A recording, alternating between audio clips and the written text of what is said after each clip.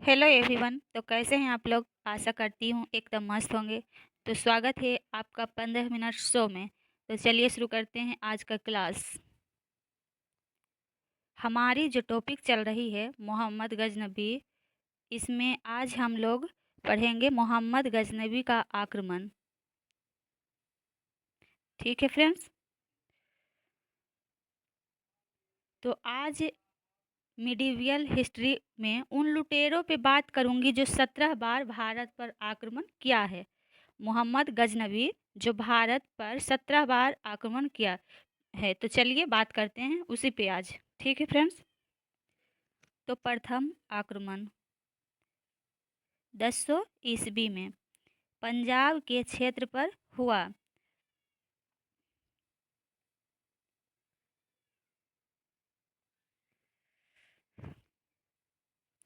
यह महमूद गजनबी जयपाल की तलाश में गया था।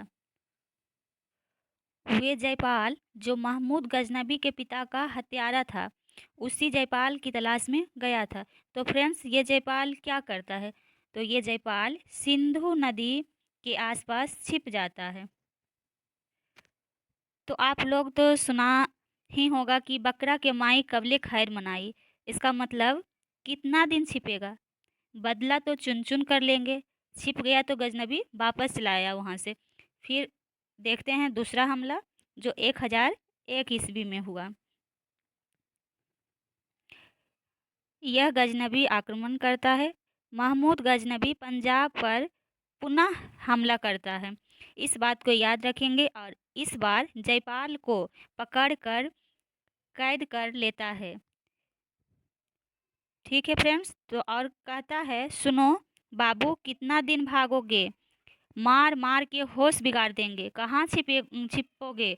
पहली बार छिप गए सिंधु नदी के पास, अब कहाँ छिपोगे? जयपाल की पकड़ कर उसी के घर में बंद कर देता है। जयपाल इस बात को जानता है कि महमूद गजनबी एक लुटेरा है और भारत पर आक्रमण करने का उद्देश्य धन संपत्ति का लूटना था इसका, न कि इस्लाम को बसाना था।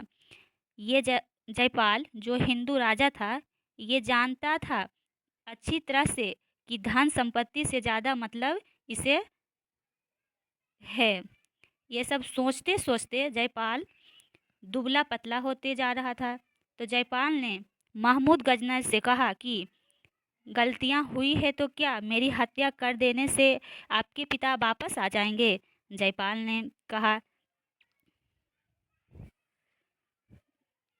धन संपत्ति जितना चाहिए उतना ले लीजिए हमसे और मेरा हत्या नहीं कीजिए। तो गजनी सोचा कि वाह, कितना ऑफर आ रहा है, क्या देंगे? तो बोला, जो मांगिए वो दूंगा। तो गजनी कहा, ठीक है, तो तुम मुझे 2.5 लाख सोना सिक्का और प्रति सिक्का ग्राम 10 ग्राम का हो और 25 हाथियां दे दो, प्लस पंजाब का किला शहर मेरे नाम कर दो।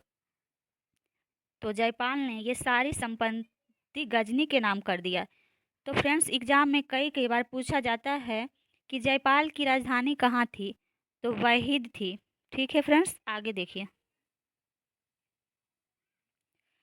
जयपाल को छोड़ दिया और जयपाल ने यह अपमान नहीं सह पाया और इसी कारण जयपाल अग्नि कुंड में कूदकर अपनी जान दे दी, आत्महत्या कर लिया।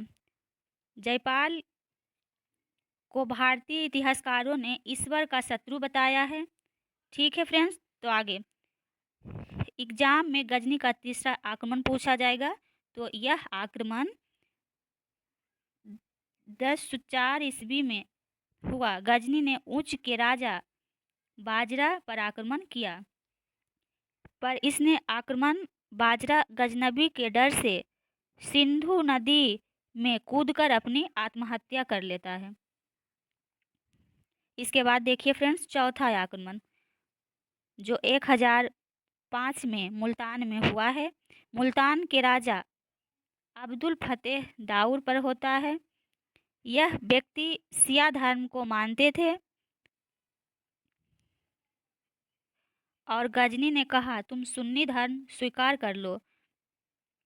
वह व्यक्ति कहा, नहीं, मैं नहीं सुन्नी धर्म स्वीकार करूँगा। गजनी ने इसे इनकार किया और इसे पीट कर मुल्तान से भगा दिया।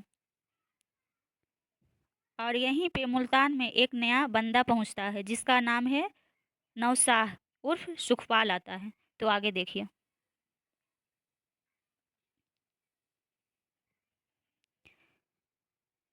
और यह व्यक्ति गजनी से कहता है, मैं सुन्नी धर्म को स्वीकार करूंगा।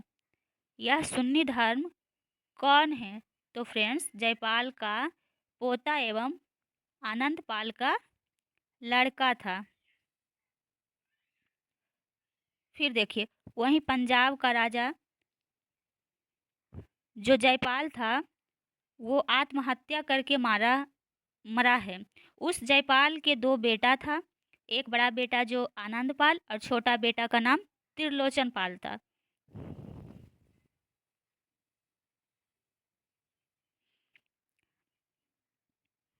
और ये सुन्नी धर्म को स्वीकार कर लेता है। गजनी इसे मुल्तान का राजा बना देता है। इसके बाद फ्रेंड्स आगे पांचवा आक्रमण होता है। 1006 में यह आक्रमण हुआ।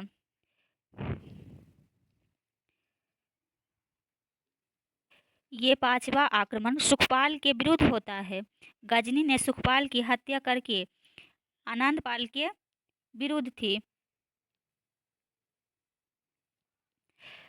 गजनी ने सुखपाल की हत्या की। इसका कारण ये था कि गजनी को इस बात की डर था, अगर मैं मुल्तान में सुखपाल को लंबी समय तक राजा रहने दिया तो सुखपाल मेरे तरफ जनता से मिलकर षड्यंत्र करने लगेंगे। इसीलिए 1 साल का राजा बना दिया और मरवा दिया। अब आगे देखिए फ्रेंड्स, छठा आक्रमण जो 3 सालों के बाद होता है। यह आक्रमण 1009 में हुआ है।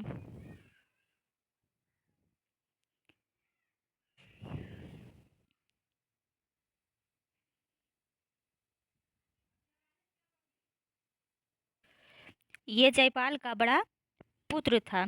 एग्जाम में क्वेश्चन आता है कि गजनी एवं आनंदपाल के मध्य एक युद्ध हुआ और इस युद्ध का नाम क्या था? तो इस युद्ध का नाम छाछ का युद्ध था। इसमें दोनों की बराबरी होती है। इसके बाद दोनों के बीच संधि हो जाता है।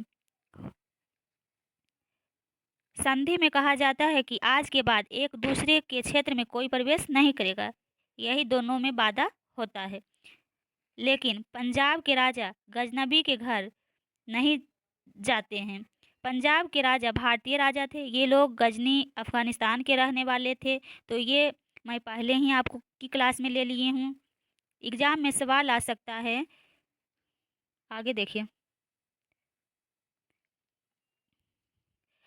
आनंदपाल ने अपनी राजधानी किस जगह पे बनाई? तो नंदन को बनाई। चलिए इसके आगे देखते हैं। सातवां आक्रमण जो 1009 में हुई नागरकोट में। नागरकोट हिमाचल प्रदेश में पड़ता है। ज्वालामुखी मंदिर पर हमला करता है और ज्वालामुखी मंदिर लक्ष्मी जी को समर्पित मंदिर है। इसी में इसने मूर्तियों को तोड़कर कीमती आभूषणों को लूट लिया। लूटने के बाद उसको बेचकर पैसा बना लेता है। इसके बाद बात करें तो आठवें आक्रमण जो 1010 में पुनः मुल्तान पर हमला करता है दोबारा। ठीक है फ्रेंड्स, आगे। और यहाँ का राजा अब्दुल फतेह दाऊद को पकड़कर उसकी हत्या किया और मुल्तान पर पूर्ण कब्जा कर लिया।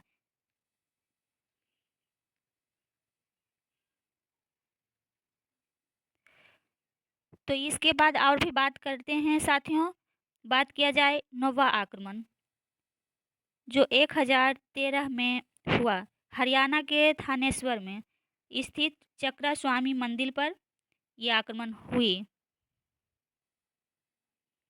यह मंदिर भगवान शिव को समर्पित थी। इस बात को आप सब याद रखेंगे। यहाँ से भी मूर्ति को तोड़कर कीमती आभूषण प्राप्त किया गया। एक बार आप सभी लोग हमें बताइएगा कि ये क्लास सबको समझ में आ रही है या नहीं। आ रही है तो ठीक, चलिए आगे देखते हैं। ठीक है फ्रेंड्स, तो 10वां आक्रमण, जो 1013 में पंजाब पर हमला किया, पंजाब में। ठीक,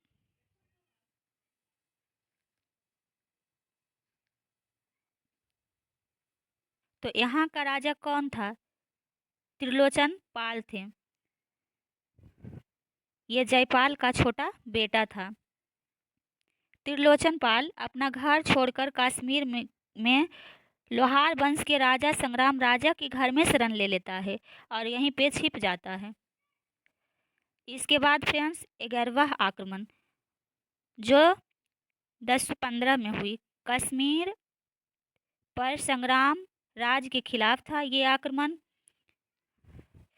लेकिन दुर्भाग्यवश मौसम विपरीत होने लगा। आंधी तूफान आई, बारिश आई बहुत भयंकर, और मोहम्मद गजनवी ने कहा छोड़ दो, छोड़ दो, जाने दो, बाद में हम लोग संग्राम राज से सलटेंगे और त्रिलोचन पाल की हत्या करेंगे, क्योंकि मौसम सही नहीं है।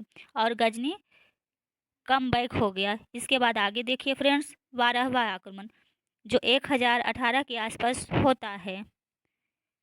यह कन्नौज के राजा जयपाल के खिलाफ आक्रमण होता है। इस बात को समझती हैं। ठीक, कन्नौज उत्तर प्रदेश की राजधानी थी।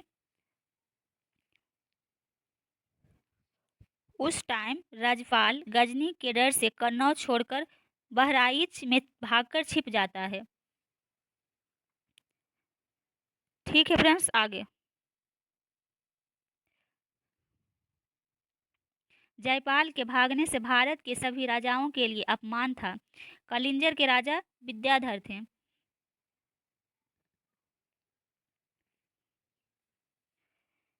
अपने सेनापति अर्जुन से राजपाल को पकड़वाकर उनकी हत्या करा देते हैं। चलिए आगे देखते हैं अब 13वां आक्रमण। 13वां आक्रमण जो 1019 में हुई, मथुरा एवं वृंदावन में। यहाँ पे राधा कृष्ण मंदिर पर आक्रमण किया गया। राधा कृष्ण के मूर्तियों को तोड़कर काफी आभूषण प्राप्त किया गया।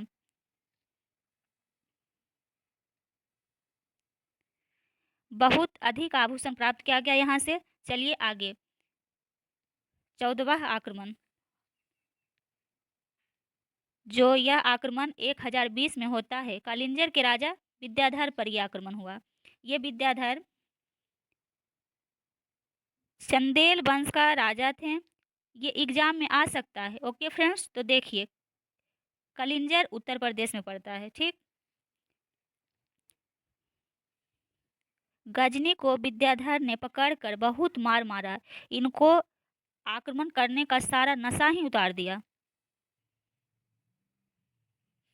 और भारत पर इसने 17 बार आक्रमण किया। लेकिन एक आक्रमण ऐसा था फ्रेंड्स, जिसमें विद्याधर ने नशा फाड़ दिया और किसी तरह जान बचाकर कालिंजर से भाग गए।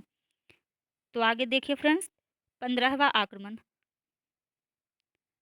जो 1022 में किया गया, पंजाब के हिंदू राजा अरियारुक के खिलाफ किया गया। अरियारुक गजनबी के डर से इस्लाम स्वीकार कर लिया। अपनी जान बचाने के लिए ढेर सारी धन संपत्ति उपहार के रूप में दे दिया। ये तो बात आप लोगों को क्लियर हुई फ्रेंड्स। ओके, तो कल जब मैं आऊँगी तो 2 आक्रमण 16वां और 17वां क्लियर करवा दूँगी और ये टॉपिक कंप्लीट करवा दूँगी। ठीक फ्रेंड्स, तो ऑल द बेस्ट। आपको क्लास कैसा लगा कमेंट ज़रूर कीजिएगा। Thank you.